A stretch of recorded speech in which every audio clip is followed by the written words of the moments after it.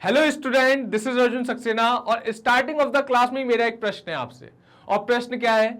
मेरे को सच सच बताओ कि कमेंट बॉक्स में बताना किस किस ने अपने स्कूल में ऐसी हरकतें करी है कि टाइम हो रहा है पढ़ने का, टीचर आ रहे हैं, लेकिन आप लोग कभी ना कभी ऐसे करोगे, मैम प्लीज जाने दो, सर प्लीज जाने दो, सर टॉयलेट बहुत तेज लगी है, मैम टॉयलेट बहुत तेज लगी है, मैम प्लीज चले जाने दो, यहीं पे हो जाएगी। ऐसा किसी ना किसी ने तो बोला होगा, हर किसी ने बोला होगा एक टाइम पे।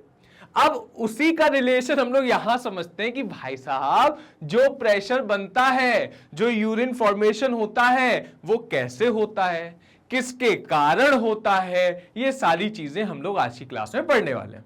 लास्ट क्लास में सर क्या देखा था? लास्ट क्लास में बच्चों हमने देखा था ह्यूमन एक्सक्रीटरी सिस्टम। जिसने भी वो वीडियो नहीं देखी है जाइए और देखिए, क्लियर है? So again I am welcoming to all of you in Magnet Brain YouTube channel, जो कि आपको एजुकेशन देता है कंप्लीटली फ्री ऑफ कॉस्ट। और इन्हीं अच्छी बातों से आज की क्लास का प्रारंभ हम लोग करते हैं। तो आज की क्लास में जो सबसे पहला टॉपिक हम लोग देखेंगे दैट इज नेफ्रॉन। नेफ्रॉन होता क्या है, नेफ्रॉन का काम क्या होता है, नेफ्रॉन काम क्या करता है? सर बहुत सारी चीजें हैं, दिमाग मेरा खराब हो रहा है, एक एक करके बताओ, एक एक करके सुनो। सबसे पहले हम लोग किडनी को जरा सा बहुत जल्दी से, जो उसके छोटे छोटे पॉइंट है, जल्दी से अपन समझते हैं। मैंने कहा किडनी कहां प्रेजेंट होती है, आपने कहा either side of the backbone. हमने कहा बिल्कुल करेक्ट है, बजारी लाए, बहुत बढ़िया बता रहे हो। मैंने कहा किडनी का कलर कैसा होता है, आपने कहा सर डार्क रेड, और कहीं कहीं आपको देखने को मिलेगा लिखा हुआ रेडिश ब्राउन, लेकिन रेडिश ब्राउन को कम तवज्जो दीजिएगा, आप तवज्जो दीजिएगा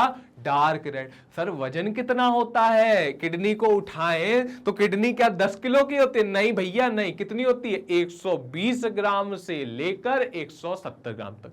क्या ये बोर्ड के एग्जाम पॉइंट ऑफ व्यू से इंपॉर्टेंट है? नहीं है, क्योंकि एनसीईआरटी में नहीं गिवन है। अब आराम से चिल, जो भी मैं बताऊंगा एक्स्ट्रा ना वो मैं बता दूंगा कि एनसीईआरटी पॉइंट ऑफ व्यू से इंपॉर्टेंट नहीं है, आप ध्यान दीजिएगा उस पर। चलिए अब हम बात करते हैं कि भाई मेरे जो किडनी के अंदर फिल्ट्रेशन होता है, जो किडनी के अंदर फिल्ट्रेशन होता है, वो करता कौन है?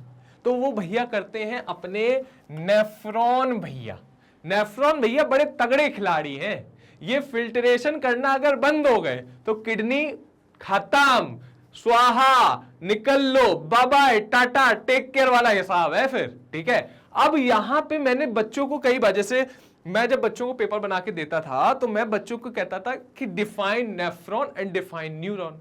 तो उनमें से ज्यादातर बच्चे तो नहीं, लेकिन कुछ बच्चे क्या काम करते थे, नेफ्रॉन की जगह न्यूरॉन लिख देते थे, न्यूरॉन की जगह नेफ्रॉन लिख देता। मैं बड़े आराम से नंबर लिखता था, शून्य, अंडा, नील बटे सन्नाटा।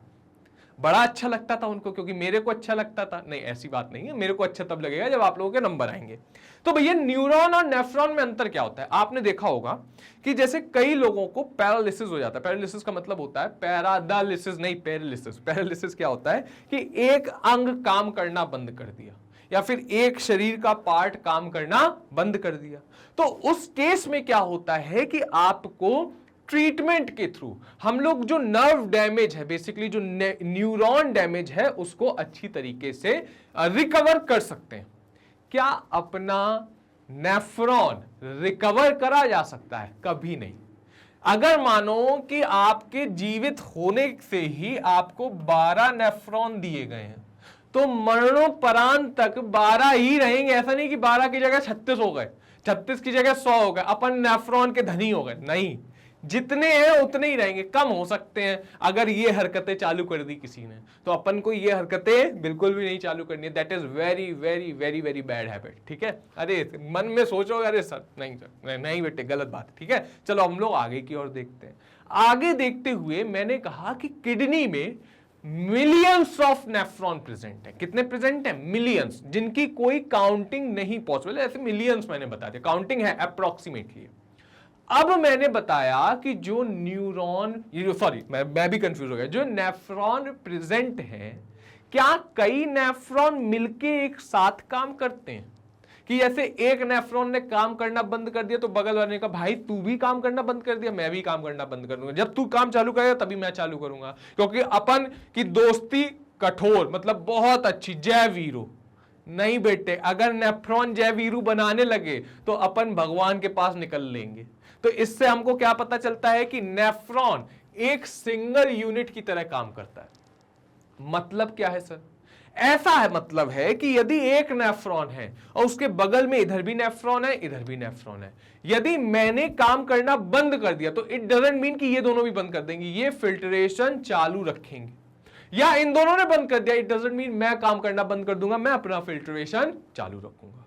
तो यहां पे बात समझने वाली है, जो नेफ्रॉन होता है वो कैसा होता है? वो इंडिपेंडेंट होता है, किसी पे भी डिपेंड नहीं रहता है, वो सिंगल यूनिट होता है, आप ऐसे समझो। अब हम लोग आगे समझते हैं डिटेल्ड वे में।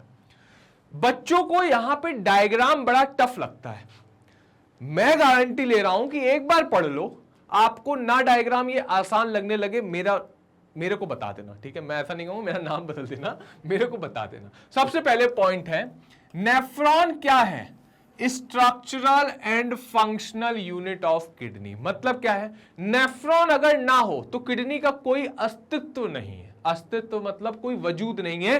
किडनी है भी कि नहीं है हम बोलेंगे ही नहीं, क्योंकि नेफ्रॉन ही है जो कि हमारा फिल्ट्रेशन का काम करता है। इतनी बात क्लियर है, हाँ या ना? चलो आगे देखते हैं। Each nephron has two part, number one is renal capsule and number second is renal tube. यहां पे आप समझो कि जब मैंने लास्ट वाली क्लास में आपको लेक्चर दिया था तो वहां पे मैंने वर्ड यूज करा होगा रेनल आर्टरी और रेनल वेन। जहां हार्ट में मैंने यूज करा था पल्मोनरी आर्टरी और पल्मोनरी वेन। तो pulmonary is related to the heart, renal is related to the kidney. तो नेफ्रॉन के दो पार्ट होते हैं, याद रखिएगा। नेफ्रॉन के कितने पार्ट होते हैं? दो पार्ट। पहला होता है रेनल कॉर्पसल और दूसरा होता है रेनल टिब्यूल्स। अब रेनल जो कॉर्पसल होते हैं उसमें क्या होता है? बोमेन कैप्सूल एंड ग्लोमेरुलस, जो कि ये वाला पार्ट है। सिर्फ इतने वाले पार्ट को हम लोग एक पार्ट कंसीडर कर रहे हैं और इस वाले पार्ट को हम लोग ट्यूबुलर स्ट्रक्चर के तौर पे जान रहे हैं, ट्यूब्यूल्स के फॉर्म में जान रहे हैं। इतनी बात क्लियर है बच्चों, हाँ या ना? फिर से एक बार बात हो जाए, अभी मैं आपको रटाऊंगा, आप इसी क्लास में रट के जाओगे, दैट इज माय प्रॉमिस। कैसे सर? देखो सर, फिर से बात सर, नेफ्रॉन मेरा क्या है सर? स्ट्रक्चरल और फंक्शनल यूनिट ऑफ किडनी। क्या है? Structural and functional unit of kidney. Second point, sir nephron में कितने पार्ट होते हैं? सर दो पार्ट होते हैं, एक होता है रेनल कार्पसल और दूसरा होता है रेनल टिब्यूल्स। रेनल कार्पसल में क्या क्या होता है? पहला होता है सर बोमेन कैप्सूल और अंदर होता है ग्लोमेरुलस। क्या होता है? बोमेन कैप्सूल और ग्लोमेरुलस। और रेनल टिब्यूल्स जो कि यहां पे आपको ये पाइप्स दिख रहे हैं, that is our renal tubules. इतनी बात समझ में आ रही है, हाँ या ना? हाँ या ना? हाँ या ना? हाँ या ना? हाँ या ना? हाँ सर, हाँ सर, हाँ सर। फिर से एक बार हो जाए सर, ध्यान से सुनो सर, मजा आएगा सर, ध्यान से लेकिन सुनना अपने को, ठीक है? मजा लो पूरा पूरा, मजा नहीं है तो क्या है जिंदगी में? फिर देखो, नेफ्रॉन क्या है? स्ट्रक्चरल और फंक्शनल यूनिट ऑफ किडनी। अगर नेफ्रॉन नहीं तो किडनी भैया निकल लिए। नेफ्रॉन के कितने पार्ट लला? दो बेटे। कितने? दो। कौन कौन से? एक होता है रेनल कार्पसल और दूसरा होता है रेनल टिब्यूल। रेनल कार्पसल में कितने होते हैं? दो। कौन कौन से? दो मतलब कौन कौन से? एक होता है अपना बोमेन कैप्सूल और दूसरा होता है glomerulus. Bowman capsule, glomerulus, Bowman capsule, glomerulus. इतनी बात समझ में आई, हाँ या ना? इन दोनों पॉइंट को रीड करो जल्दी से, कर लिया होगा। आगे क्यों बढ़ते हैं। Renal tube is attached to the Bowman capsule one side and the collecting duct on the other side. मतलब सर ध्यान से देखो, यही एनसीईआरटी का डायग्राम, मैंने इसी वजह से एनसीईआरटी उठाया भैया। भेदभाव अपन को करना ही नहीं, अपन सिर्फ और सिर्फ एनसीईआरटी पढ़ेंगे। देखो मैंने कहा बेटे, जो भाई साहब का रेनल ट्यूब का एक हिस्सा है वो किससे कनेक्ट है? वो कनेक्ट है बेटे बोमेन कैप्सूल से। किससे कनेक्ट है? Bowman capsule. किससे कनेक्ट? Bowman capsule. दूसरा जो हिस्सा है वो किससे कनेक्ट है? Collecting duct. बात समझ में आया सर? एक बार फिर हो जाए, ध्यान से देखो बेटे, बहुत इंपॉर्टेंट है, महा कंफ्यूजिंग रहता है बच्चों के लिए। बस कुछ मत करो, तुम कॉपी पेन भी ना उठाओ, बस तुम मेरी बात सुनते रहो, आराम से चीजें लर्न होगी, आराम से मस्ती में होगी बेटे। मस्ती में अगर चीजें लर्न करनी, बस एकाग्र मन से सुनो, अपने आप लर्न होगा। जैसे प्रभु वचन सुनते हो, कुछ रटने की जरूरत नहीं है, लेकिन वो अपने आप ही हम लोग धारण कर लेते हैं, ठीक है, तो वही चीज है, वही चीज है। और मैं अभी आपको एक प्रभु जी का नाम भी बताऊंगा, मैं उनको फॉलो करता हूं, लाइक वन ऑफ बेस्ट। अभी मैं बताऊंगा क्यों हो, ठीक है, ध्यान से देखो। नेफ्रॉन आर द स्ट्रक्चर, क्या है नेफ्रॉन? स्ट्रक्चरल और functional unit of kidney. Nephron के कितने पार्ट होते हैं? दो। कौन कौन से होते हैं? Renal corpuscle, renal tubule. Renal corpuscle में क्या क्या होते हैं? Bowman capsule, glomerulus, Bowman capsule, glomerulus. इतनी बात समझ में आया? थर्ड चीज, रेनल टिब्यूल का एक पार्ट कहां कनेक्ट है? एक पार्ट कहां कनेक्ट है? Bowman capsule. दूसरा पार्ट कहां कनेक्ट है? कहां कनेक्ट है? Collecting duct. इतनी बात समझ में? ये 3 पॉइंट क्लियर है। चलो आगे की ओर बढ़ते हैं। Next, the renal tubule starting with a cup like structure called Bowman capsule and encloses tufid of capillaries called glomerulus। अब यहां पे Bowman capsule और glomerulus के बारे में बताया गया। देखो, अगर आप ध्यान से देखो तो ये जो कप लाइक स्ट्रक्चर है, कप मतलब आपने देखा है ना, कांच वाला कप, वो चीनी मिट्टी वाला कप, तो वो कुछ ऐसा होता है। सो ये जो स्ट्रक्चर मैंने अभी बनाया, ये जो स्ट्रक्चर अभी आपके सामने बन के आया है, that is what? Bowman capsule. ये कौन सा कैप्सूल है? Bowman capsule. यहां पे देखो ना, ये कौन सा कैप्सूल है बच्चों? ये है सर बोमैन कैप्सूल। अब इसी बोमैन कैप्सूल के अंदर आपको पैडिंग देखने को मिलती है। क्या देखने को मिलती है? पैडिंग, जिसपे कैपिलरीज आके बैठती है। तो that padding is basically known as a glomerulus. ध्यान से फिर से डेफिनेशन पढ़ लेते हैं एक बार, ध्यान से देखो बेटे। The renal tubule started with a cup like structure. कैसा स्टार्ट हो रहा है? Cup like structure. कैसा है? Cup like structure. Renal tubule जो स्टार्ट हो रहा है वो कहां से स्टार्ट हो रहा है? एक कप लाइक स्ट्रक्चर, जिसको हम लोग किस नाम से जानते हैं? Bowman capsule.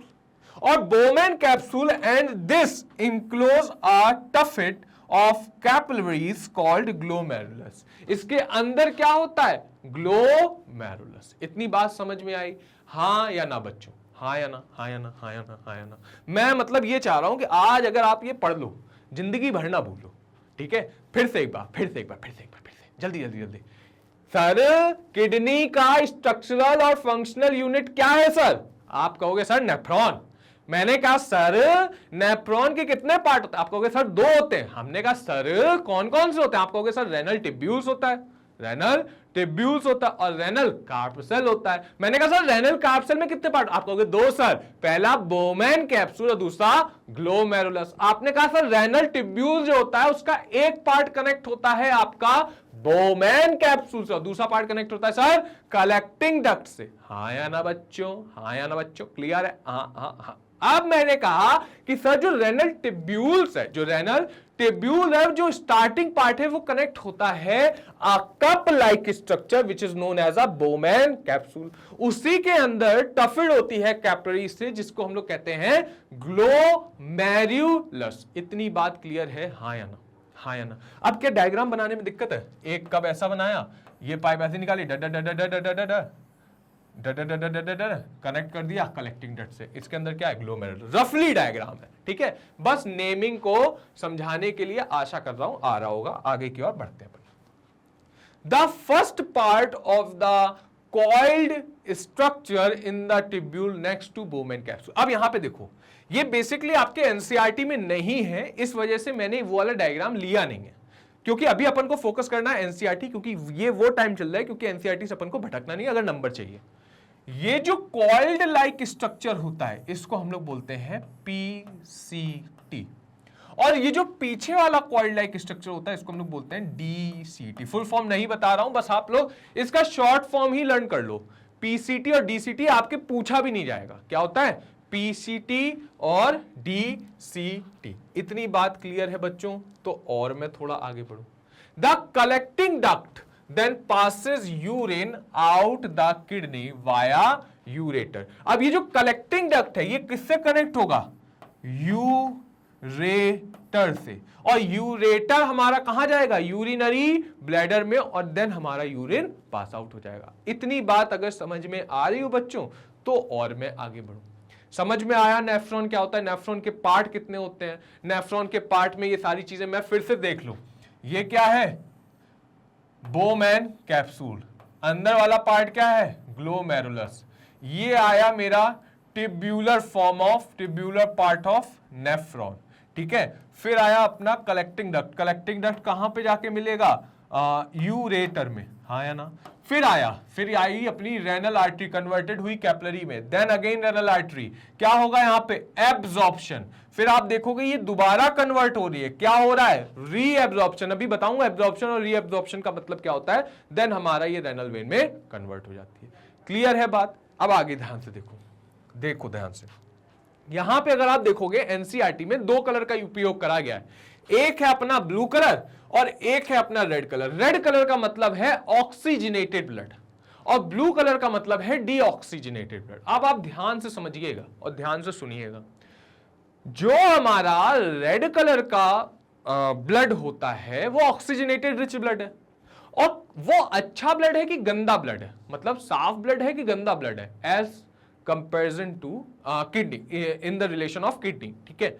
ऑक्सीजन तो हमारी बॉडी के लिए अच्छी है, लेकिन उस ब्लड में ऑक्सीजन के साथ साथ हमारा यूरिया भी होता है, तो उस पॉइंट ऑफ व्यू से वो ब्लड गंदा ब्लड होगा। जब बाहर की ओर निकलेगा तो ऑक्सीजन सारा का सारा चला गया, देन वो ब्लड हमारा क्या होगा, डीऑक्सीजनेटेड। इसी वजह से वो ब्लड अच्छा ब्लड होगा, क्योंकि उसमें यूरिया, दैट मींस जो हार्मफुल सब्सटेंसेस वो नहीं है, क्योंकि यहां पे वो चीज फिल्टर हो गई। शुरुआत में मैंने आपको बताया था बच्चों कि न्यूरॉन जनरेट हो सकता है, न्यूरॉन ठीक हो सकते हैं, नेफ्रॉन ठीक नहीं हो सकते हैं। इसका एग्जांपल है, मैं आपको बता दूं, एक अपने सोसाइटी में रहने वाले एक महापुरुष हैं जिनका नाम है प्रेमानंद जी। तो आप अगर उनको देखोगे तो उनकी दोनों किडनी खराब है, ठीक है। वो किस पे है, डायलिसिस पे, haemodialysis, that is artificial kidney, वो भी आगे आएगी, बताऊंगा, ठीक है। लेकिन अगर आप उनकी दिनचर्या देखो तो वो सुबह 4 बजे उठते हैं, सारे काम करते हैं, देन वो अपना निद्रावस्था में जाते हैं और सारे काम को देख करते हैं। मतलब ऐसा नहीं है कि वो किसी पे डिपेंडेंसी शो कर रहे हैं।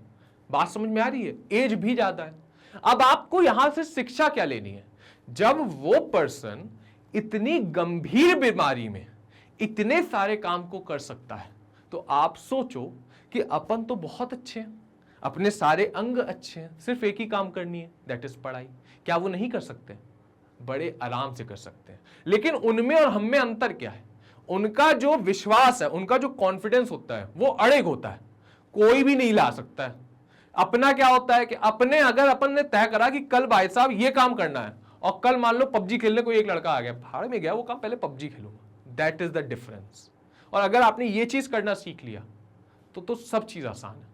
और कैसे करते हैं, थोड़ा सा दिमाग को शांत रख के, जब सोना तो अगले दिन का विचार करो कि मेरे को क्या काम करना है, क्या काम नहीं करना है। बात समझ में आया। चलिए इसी अच्छी बात से फिर और आगे बढ़ते हैं। इतना आपको सारी चीजें क्लियर होंगी बच्चों, हाँ या ना। चलिए, the collecting duct passes the urine through the urinary bladder, और फिर यूरेटर से यूरिनरी ब्लैडर, फिर वो यूरिथ्रा से बाहर की ओर चला जाएगा। नेक्स्ट बात करते हैं।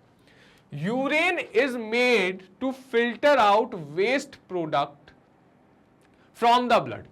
मैंने बताया जैसे ब्लड जो आता है that is oxygenated rich blood, जा रहा है डीऑक्सीजनेटेड ब्लड, तो यहां पे क्या हो रहा है, फिल्ट्रेशन हो रहा है। किसका हो रहा है, यूरिन को बाहर निकालने के लिए हो रहा है। वही चीज यहां पे बताई जा रही है। जो यूरिन है वो एक तरीके का वेस्ट प्रोडक्ट है, जो कि कहां से लिया जाता है, ब्लड से, हाँ या ना। Nitrogenous waste like urea and uric acid are removed from the blood in the kidney. अब आप कल वाली क्लास को याद करो तो मैंने उसमें बताया था कि अमोनिया हमारा जो एक्वेटिक एनिमल, यूरिया हम लोग, यूरिक एसिड कौन बनाता है, जो कि पेड़ पे रहते हैं छोटे छोटे एनिमल, ठीक है।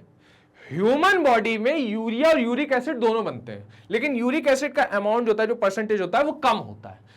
यूरिक एसिड अगर बॉडी में ज्यादा बढ़ जाए तो आपने देखा होगा माता लोगों को या फिर पिता लोगों को कि उनके जोड़ों में दर्द होना चालू हो जाता है। बेसिकली वो बीमारी क्या होती है, गठिया रोग होना चालू हो जाता है। तो वो किसकी वजह से होती है, बोन का डेंसिटी तो कम होती है, नो डाउट, लेकिन ये यूरिक एसिड के परसेंटेज जब इंक्रीज होता है तो भी ये देखने को हमको मिलता है।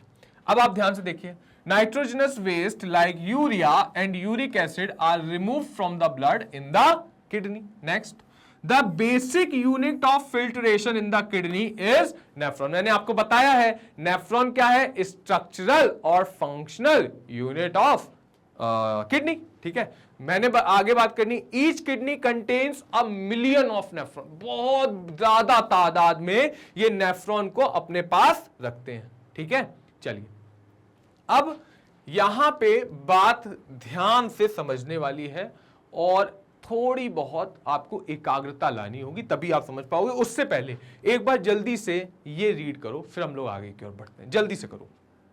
चलिए, अब आपने ये पूरा का पूरा रीड कर लिया होगा और आशा कर रहा हूं कि ये डायग्राम में अब आपको कोई भी दिक्कत नहीं आएगी, क्योंकि बेटे अब इस डायग्राम में कुछ बचा ही नहीं, क्योंकि अर्जुन भैया ने सब बता दिया। पहला बोमेन कैप्सूल, ग्लोमेरुलस, नीचे ये अगर मैं बात करूं थोड़ा अच्छे वे में तो दैट इज अ पीसीटी, आखिरी वाला DCT, but it is known as a renal tubules, जो कि आखिरी में जुड़ता है कलेक्टिंग डक्ट से। इतना बात अगर क्लियर है तो अपन आगे की ओर बढ़ते हैं। अब आप ध्यान से देखो, capillaries of kidney filter the blood and essential substance like glucose, amino acid and required amount of water are reabsorbed। मतलब क्या है, रीएब्सॉर्ब वर्ड यहां पे यूज करा गया है, ध्यान से देखिएगा।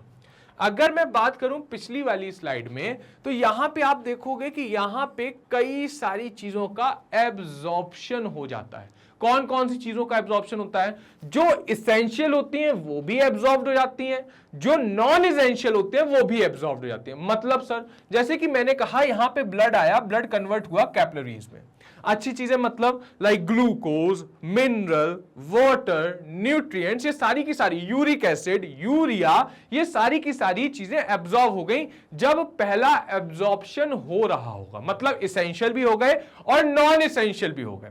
अब जो भाई साहब मेरे इसेंशियल इसमें एब्जॉर्ब हुए होंगे, अगर वो बॉडी से ऐसे ही निकलते रहे तो बॉडी बर्बाद हो जाएगी। कैसे बर्बाद हो जाएगी? भाई मेरे को इलेक्ट्रोलाइट चाहिए, भाई मेरे को न्यूट्रिएंट्स चाहिए, भाई मेरे को मिनरल चाहिए, भाई मेरी बॉडी में वाटर की कमी ना हो, ये सारी चीजें देखरेख करनी है। तो ये सारी चीजें अगर देखरेख करनी है तो जो एब्जॉर्ब हो गया है उसको वापस भी तो चाहिए। तो वापस जब चाहिए तो उस प्रोसेस को हम लोग किस नाम से जानेंगे? रीएब्जॉर्प्शन, जो कि आपको देखने को मिलेगा इधर। इधर देखो, यहां पे आया, हुआ एब्जॉर्प्शन। क्या हुआ? एब्जॉर्प्शन। क्या हुआ? एब्जॉर्प्शन। देन ये फिर से कन्वर्ट हुई कैपिलरीज में, जिसमें हुआ रीएब्जॉर्प्शन। क्या हुआ बेटे? रीएब्जॉर्प्शन। रीएब्जॉर्प्शन कहां होता है? टिब्यूल वाले पार्ट में, दैट मींस यहां होता है। ध्यान से देखो, आया, कन्वर्ट हुआ, फिर ये अगेन कन्वर्ट हो गया कैपिलरीज में, जिससे यहां पे रीएब्जॉर्प्शन चालू हुआ और बाहर निकला मेरा रेनल वेन। अब क्वेश्चन, प्रश्न यहां पे बड़ा अच्छा बनता है। क्या बनता है? कि कौन कौन सी चीजें रीएब्जॉर्ब होती हैं। ध्यान से देखिए, पहला ग्लूकोज, दूसरा अमाइनो एसिड। बच्चे लिख देते हैं प्रोटीन। भाई मेरे प्रोटीन तो मैं खाया, वो डाइजेस्ट हुआ अमाइनो एसिड में, तभी तो ब्लड में गया, और ब्लड से ही तो डायरेक्ट एब्जॉर्ब होगा। तो ब्लड में क्या प्रोटीन एब्जॉर्ब होता है? नहीं।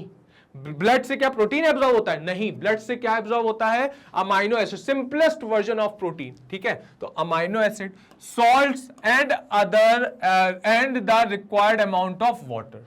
ये सारी की सारी चीजें क्या होती है? पुनः शरीर वापस से इसको क्या कर लेता है? रीएब्जॉर्ब कर लेता है। बात समझ में आया? Excess water and nitrogenous waste in the humans are converted into urine। अब बॉडी को जरूरत है 6 लीटर पानी की, अपने पास है 8, तो वो 2 लीटर यूरिन के साथ बाहर निकाल देता है, दैट मींस यूरिया के साथ बाहर निकाल देता है। और वही वाटर और यूरिया का जो फॉर्मेशन होता है that is known as a urine. The urinary bladder is controlled of the central nervous system। अब आप ध्यान से बात समझिएगा, कभी भी आप लोग पानी पीते रहो, पानी पीते रहो, पानी पीते रहो, भले ही यूरिनरी ब्लैडर बहुत ज्यादा फिल हो गया हो, लेकिन कभी नहीं होगा कि एकदम से यूरिनेशन चालू हो जाए। क्यों? क्योंकि जब तक ब्रेन मेरा एक सिग्नल नहीं देगा, that means central nervous system एक सिग्नल नहीं देगा कि भाई अब आप यूरिन पास करा सकते हो, तब तक बॉडी यूरिन पास नहीं कराएगी। दैट इज बिकॉज वहां पे क्या है मेरा? इस फिंचटर मसल, जो कि ओपन नहीं होगा। क्लियर है बात? इतनी बात क्लियर है तो और मैं आगे बढ़ूं, फिर से बात समझते हैं, एक बार फिर से बात समझते हैं। मैंने कहा कि यहां पे आई रेनल आर्टरी, चीजें होंगी एब्जॉर्ब, और उस एब्जॉर्प्शन में इसेंशियल चीजें भी एब्जॉर्ब होती हैं और नॉन इसेंशियल चीजें भी एब्जॉर्ब होती हैं। नॉन इसेंशियल में यूरिया, यूरिक एसिड, इसेंशियल में वाटर, मिनरल, अमाइनो एसिड और सॉल्ट्स, ये सारी की सारी चीजें एब्जॉर्ब हो गई। अगर ये सारी की सारी चीजें एब्जॉर्ब हो गई तो बॉडी को तो इनकी जरूरत है, तो बॉडी क्या करती है, दोबारा रीएब्जॉर्प्शन करती है। कहां करती है, ट्यूबुलर पार्ट ऑफ नेफ्रॉन, हाँ या ना, और फिर मेरा निकल जाता है रेनल वेन। इतनी बात क्लियर है, वही सारी चीजें यहां पे बताई गई। मैंने कहा यूरिनरी ब्लैडर को कौन कंट्रोल करता है, आपका central nervous system, which is known as a CNS। क्या है, CNS। आगे बढ़ते हैं। The bladder is a muscular, अब यहां पे बताया जा रहा है वो सिग्नल कैसे काम करता है, ध्यान से देखिएगा। The bladder is a muscular and it's receptor present send the signal to the central nervous system, thereby allowing the relaxation of sphincter muscle. वो सिग्नल देता है कि भाई स्फिंक्टर मसल जो भी कॉन्ट्रैक्ट हो वो थोड़ा रिलैक्स हो जाओ, आराम करो। Release urine, this is known as a micturition. क्या कहते हैं इसको, मिक्ट्यूरेशन, जो कि अभी मैंने लास्ट वाली क्लास में आपको बताया था, but that name is not in your syllabus. बात समझ में आया? इतनी बात अगर क्लियर है तो और आगे बताऊं। अब यहां पे पूछा जा सकता है एक नंबर के प्रश्न में कि हेल्दी एडल्ट को कितने लीटर पानी पीना चाहिए। In the initial glomerulus filtrate the kidney is about 180 litre daily. कितना फिल्ट्रेट करती है, 180 लीटर डेली फिल्ट्रेट करती है एक हेल्दी एडल्ट में, एक वयस्क इंसान में, ठीक है। और जिसमें कि उसका 99% भाग दोबारा से रीएब्जॉर्ब्ड हो जाता है। ओनली 1 to 2 लीटर्स हम लोग फ्लश आउट करते हैं बाहर की ओर। इतना बात समझ में आया, हाँ या ना? आगे की ओर देखते हैं। अब बात करते हैं अपने यूरिन फॉर्मेशन। अब इसमें भी कुछ नहीं है, क्योंकि अगर आपने ये वाली स्लाइड सारी की सारी अच्छे से देख ली हैं और अच्छे से पढ़ ली हैं तो बेटे अब आप समझो कि इसमें कुछ नहीं रहा। पहला चीज ग्लोमेरुलस फिल्ट्रेशन। ग्लोमेरुलस फिल्ट्रेशन क्या होता है, यूरिन का जो फॉर्मेशन होता है वो कहां पे स्टार्ट होता है, यूरिन गई बोमेन कैप्सूल में जिसके अंदर क्या है ग्लोमेरुलस, किसमें कन्वर्ट हो रही, कैपिलरी में, वहां पे क्या हो रही है एब्जॉर्ब। तो यूरिन का फॉर्मेशन वहीं से स्टार्ट हो रहा है, क्योंकि वहां पे क्या हो रहा है फिल्टरिंग ऑफ ब्लड, जिसमें से इसेंशियल और नॉन इसेंशियल मटेरियल सारे के सारे एब्जॉर्ब हो जाते हैं। These waste product, helpful product and water are filtered through the capillaries wall of the glomerulus into Bowman capsule, forming a liquid called filtrate। जो हमारा नॉन इसेंशियल और इसेंशियल जो लिक्विड एक साथ, इसेंशियल मटेरियल जब एक साथ आता है तो उसी को हम लोग किस नाम से जानते हैं, फिल्ट्रेट के नाम से। बात समझ में आया, हाँ या ना बच्चों? इतनी बात क्लियर है? फिर से एक बात सर, मैंने कहा बेटे कि that is a Bowman capsule, इसके अंदर है ग्लोमेरुलस। ये जो बोमेन कैप्सूल और ग्लोमेरुलस है इसके अंदर आई रेनल आर्टरी जो कि कन्वर्ट हुई कैपिलरीज में। वहां पे हमने चीजों का करा एब्जॉर्प्शन, जो कि इसेंशियल भी है और नॉन इसेंशियल भी है हमारी बॉडी के लिए। वो दोनों के दोनों पार्ट जब मिलते हैं तो उनको हम लोग क्या कहते हैं, फिल्ट्रेट। फिर से एक बार ये वाला पॉइंट पढ़ लेते हैं। These waste product, helpful product and water are filtered through capillaries wall of glomerulus into Bowman capsule, forming a liquid called filtrate, so forming a fluid called filtrate. Next, then है tubular reabsorption. पहला हमने Bowman capsule में क्या करा लिया, absorption. अब जो tube टेढ़ी मेढ़ी आ रही थी उसमें हम क्या करा रहे हैं, reabsorption. Taking back water and essential material that the body needs moves into the filtrate and into the blood।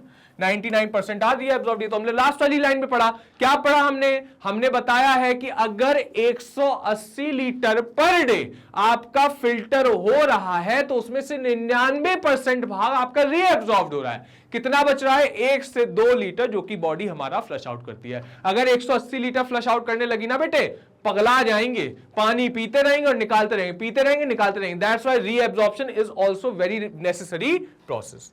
Then हमारा आता है टिब्यूल सिक्रीशन, जिसमें moves non essential part out of the body into filtrate from excretion out the kidney the urine containing waste in now passed out। मतलब क्या है आप समझो कि जितना भी मेरा 99% भाग एब्जॉर्व हो गया, जो 1% भाग बचा तो वो कहां पे जाता है, that is the end part of the renal tubule. ये कहां पे जाता है, कलेक्टिंग डक्ट में, जो कि आपका यूरेटर से बाहर की ओर निकल जाता है। नेक्स्ट, आज की क्लास यहीं समाप्त। फिर से एक बार रिवीजन हो जाए सर, मजा आ जाएगा। अभी तक हम लोगों ने क्या पढ़ा बच्चों, हम लोगों ने पढ़ा नेफ्रॉन क्या होता है, नेफ्रॉन के पार्ट कितने होते हैं, नेफ्रॉन के पार्ट कितने होते हैं, मैं स्लाइड सी को ओपन कर देता हूं।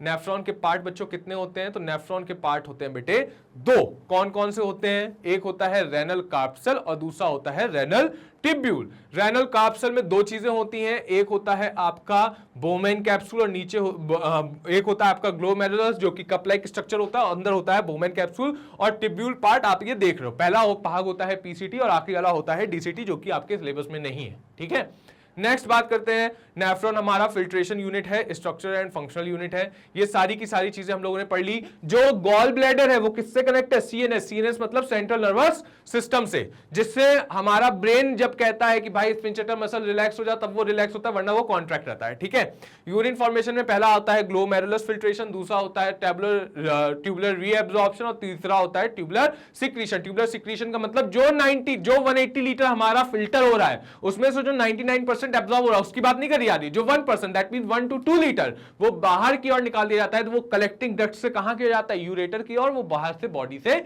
निकल जाता है। बात समझ में आया? चलो अगेन आशा कर रहा हूं आपको आज वाली क्लास समझ में आई होगी और अब नेफ्रॉन में कोई भी दिक्कत नहीं होगी। अगर दिक्कत है एक बार फिर बताना, मैं फिर से पढ़ाने में संकोच बिल्कुल भी नहीं करूंगा, क्योंकि ये बहुत इंपॉर्टेंट टॉपिक है और ये आपको आना ही चाहिए, क्योंकि पेपर के लिए पेपर पॉइंट ऑफ व्यू से बहुत इंपॉर्टेंट है। ठीक है, इसका नेमिंग भी इंपॉर्टेंट है, डायग्राम भी इंपॉर्टेंट है, सारी चीजें इंपॉर्टेंट है। चलिए अब आप देखोगे on my left hand side and on your right hand side you will see a bunch of courses. These courses are completely free of cost. आप एक्सेस कहां से लेंगे, लिंक पे जाएं, डिस्क्रिप्शन में दिया रखा है, जाएं और इसका भरपूर लाभ उठाएं। नेक्स्ट, यहां पे जितनी भी वीडियोस हैं वो कंप्लीटली फ्री ऑफ कॉस्ट है। ऐसा नहीं है कि एक दो वीडियो देखने के बाद आपको मैग्नेट ब्रेन को कोई पैसे देने की आवश्यकता है, क्योंकि मैग्नेट ब्रेन एक मुहिम चला रहा है जिसमें हर एक बच्चे को फ्री ऑफ एजुकेशन दी जा सके। नेक्स्ट, ई बुक्स और ई नोट्स भी अवेलेबल हैं, जो कि आपको डिस्क्रिप्शन बॉक्स में देखने को मिलेंगे। यदि आपको ऐसा कुछ लग रहा है कि भाई मेरे को इन सर से या फिर इन सर का थोड़ा टाइम टेबल जानना है, कौन से शॉर्ट्स कब आ रहे हैं, क्या ये दे रहे हैं, कब इनकी क्लासेस होती हैं, तो आप इन चैनल्स को फॉलो करें, लिंक इनका भी डिस्क्रिप्शन बॉक्स में। सो आई होप आपको आज की क्लास अच्छी लगी हो, मैंने अपनी तरफ से आपकी पढ़ाई में कुछ वैल्यू ऐड करी हो और इस टॉपिक में अब किसी को कोई दिक्कत नहीं है। लाइफ प्रोसेस आपके अंतिम चरण पे है, अंतिम सांसें गिन रहा है, तो जल्दी से इसको कंप्लीट करेंगे, फिर इसके क्वेश्चंस देखेंगे जो कि बहुत आसानी से बहुत अच्छे तरीके से हम लोग करने वाले हैं।